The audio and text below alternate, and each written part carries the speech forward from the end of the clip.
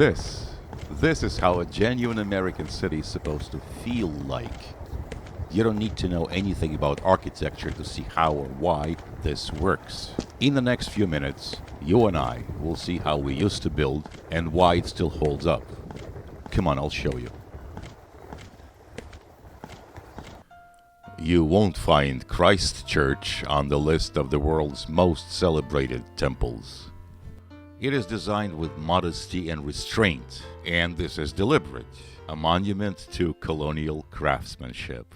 The steeple was completed in the year of our Lord 1754, a ubiquitous church feature that Georgian and colonial builders favored, inspired by Gothic architecture. The baptismal font, in which William Penn was baptized, is still in use. Despite the modesty, it is the main church here, as important to Philadelphia as Notre Dame to Paris, St. Peter's Basilica to Rome, or St. Paul's Cathedral to London. When you walk around it, slow down. Quiet dignity takes time to appreciate. Across the street from the square in front of the church, you'll find Franklin Court, a complex of historic sites and museums. This was Benjamin Franklin's house and print shop, built during his lifetime and part of a larger working courtyard. Oops. Now, Independence Hall has been adapted and restored many times. What you see today, wide openings and a lack of doors, reflects centuries of use and restoration choices. History is a living thing here, and the architectural record shows that. That said, the absence of doors in the Supreme Court wing has come to symbolize a citizen's right to a public trial. Judicial proceedings are visible and accountable to the community. Anyone can walk in and watch and listen. The Graff House, well, in fact, Thomas Jefferson only rented the second floor rooms where he wrote the Declaration of Independence. After he moved out, the place was modified several times. It served as a print shop, a warehouse, and a diner. At one point, the Penn National Bank bought the site and demolished the building altogether, the idea being to erect their new headquarters there. How very patriotic of them! The current version is a reconstruction. It was erected by the National Park Service in 1975 to prepare for the 1976 bicentennial celebration. It's a highly accurate recreation. In fact, unlike many lost historic buildings, the Graff House survived long enough to be photographed, and that helped a lot. Inalienable rights, y'all. As for the Philly cheesesteak, according to legend, the Olivieri brothers invented it and began to sell it from their hot dog stand. It became so popular that they eventually opened a restaurant in South Philly specializing in cheesesteaks. It is called Pat's King of Steaks, and it's barely a restaurant in the formal sense, more of a beloved sandwich stand that never pretended to be anything else. Still, the original version, selling it in a street like this, is of course the canon, and I'm happy to report that the tradition is alive and well. City Hall, yes, built at the turn of the 20th century. It was built to represent people, not corporations. It was built because civic buildings should look important and permanent and be pleasant looking, easy on the eye. It was built because the architects, John MacArthur Jr. and Thomas U. Walter, gave Paris a good long look, liked what they saw, and decided to bring some of the ideas to Philly and improve upon them. They succeeded, at least so far as this building is concerned. The City Hall is a masonry building. There is no steel skeleton. The weight is borne by granite and brick walls, which are up to 22 feet thick. The exterior materials are limestone, granite, and marble. The stonemason, William Struthers, and sculptor Alexander Milne Calder were responsible for the more than 250 sculptures depicting artists,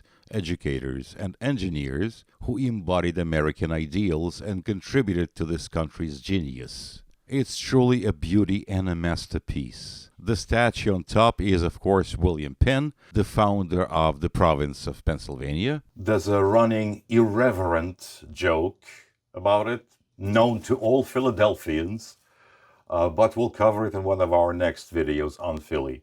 Stay tuned. You know, government buildings represent the government, which in a democracy represents the people, us, which is why they should be easy on the eye, elegant, impressive, and timeless. The Philadelphia Opera House, playfully dubbed the Academy of Music, is perhaps the strangest in the entire world. The exterior is modest looking by 19th century standards anyway, and there's a reason for that. However, if you look at it long enough, you'll begin to appreciate the seemingly unassuming design, especially once you discover what it conceals. The auditorium isn't large by modern standards, but it's utterly and unapologetically luxurious. Royal, in fact. Now here's the secret. The architects, in order to reserve as much of the budget for the interior as possible, designed a relatively plain brick and brownstone exterior that could be clad in marble if funds became available later. They didn't? Oops. Well, that's okay. It was built during the Buchanan administration, shortly before the Civil War. It is the oldest opera house in the United States that is still used for its original purpose. Oh, and these are actual original gas lights, still working.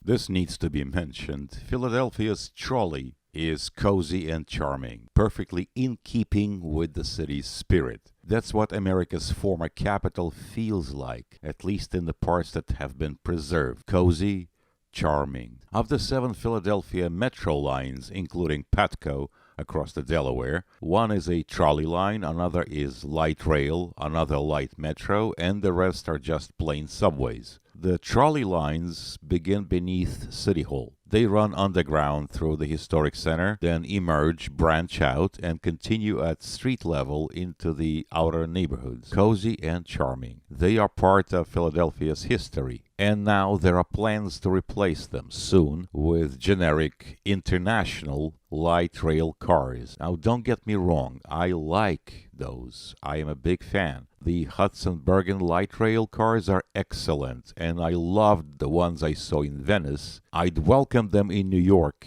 and I think they could greatly benefit Washington, D.C. as well, but not in Philadelphia. They don't belong here. The trolley is part of the city's history, part of its urban fabric. Why disrupt it? Some of Philadelphia's newer streetcars were built by Kawasaki, a foreign firm, yes, but they work because they were designed for this city specifically. They respect its street geometry. That's very different from importing a generic vehicle and calling it progress. You don't drink 50-year-old cognac from a plastic cup. In a 5-star restaurant, you don't replace silverware with plastic forks.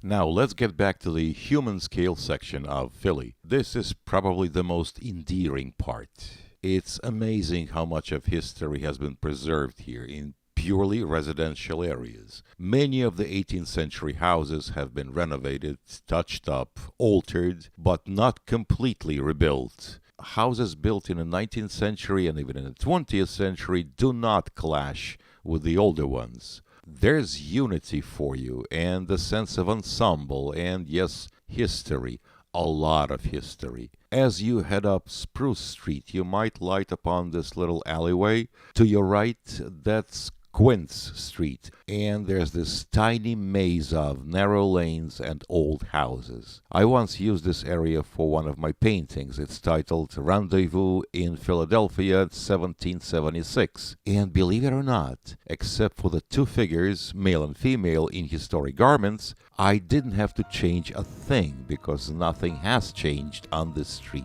since then. People live here. People have lived here for centuries. These are true neighborhoods, the heart of the city, cozy and charming. Walking or driving down Pine Street, you will encounter St. Peter's Church, built when the number of parishioners at Christ Church had exceeded capacity. This one is pretty much out of the way, and it's very modest and utterly charming. Before we try to figure out what went wrong in American cities and propose solutions, it's worth remembering what a genuine American city looks like.